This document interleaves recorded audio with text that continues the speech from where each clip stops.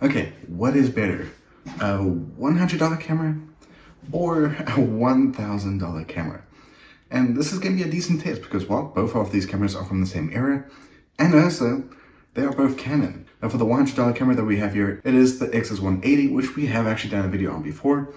And obviously our $1,000 camera, which technically is almost $2,000. This is the well-known Canon EOS 600D. Now we're going to be obviously testing out these cameras in 4 different fields: color, basic photos, zoom, and of course, just in general video quality. Because let's be honest, most people want to actually do photography and videography with one camera, which there's actually nothing wrong with that at all.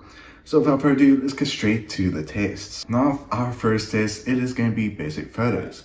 Now luckily when I did these photo tests, it was a nice perfect day with some clouds, and I thought, why not try it out a bit. So first we do have the Canon Ixus 180, and honestly the photo quality is not too bad, especially since this camera did come out back in 2016, which honestly, Canon, your camera quality is still pretty good even though it's older cameras. But you can see some decent detail, it does capture some good photos, and I mean for a $100 camera, this is actually not bad at all. But what about the $1,000 camera?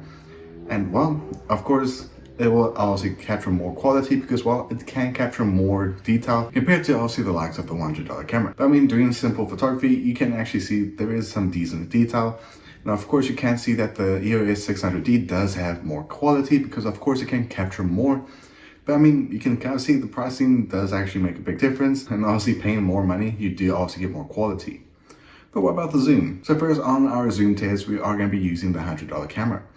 And of course, I do want to say that this does have digital zoom, but this was actually not using any of the digital zooms at all. It just used the natural zoom before it actually used digital enhancements. And I mean, I was kind of shocked that it can capture a decent quality with just the standard lens. And I mean, it looks pretty good. And I mean, I'm actually pretty shocked because I haven't really tested this camera out before with its natural zoom in this type of environment, and it actually captures some decent detail. But obviously switching over to the $1,000 camera, you can see still it does do pretty well. And I mean, obviously this is using the 55mm lens that I do have with this camera. Now, of course, I do actually have a 100mm lens, but I'm not going to be using that. That is kind of cheating, but I mean, this is just a natural taste. But now going to color, because let's be honest, if your camera cannot capture a decent amount of color, then what is the point of getting a camera that doesn't capture a decent color? Now, of course, starting with the $100 camera, it was actually very simple to capture this type of photo, which honestly, it looks pretty decent and does show decent colors. But when it came to using the $1,000 camera, I had to obviously fiddle around with some settings just to make sure it does capture a decent amount of color. But at the end of the day, they did capture some decent quality when it came to obviously the colors. And I mean, it's actually not bad at all in terms of comparison. But now coming to the last test, we have obviously video. Now before we actually get into obviously capturing video, the $100 camera here can only shoot at 720p, whereas the $1,000 camera, it can only capture at 1080p because, well, these cameras are a bit old, so they will not be able to capture 4K. But I'll let you guys actually judge what you think of the video quality in the comments below, because, well, it'll be kind of interesting to see what you guys think of the video quality from both cameras. But at the end of the day, there is obviously a big difference in terms of pricing that you are paying for cameras, and let's be honest, some cameras, it is worth obviously paying more. But of course, currently in 2025, cameras are very expensive, especially because there are so many different categories of cameras.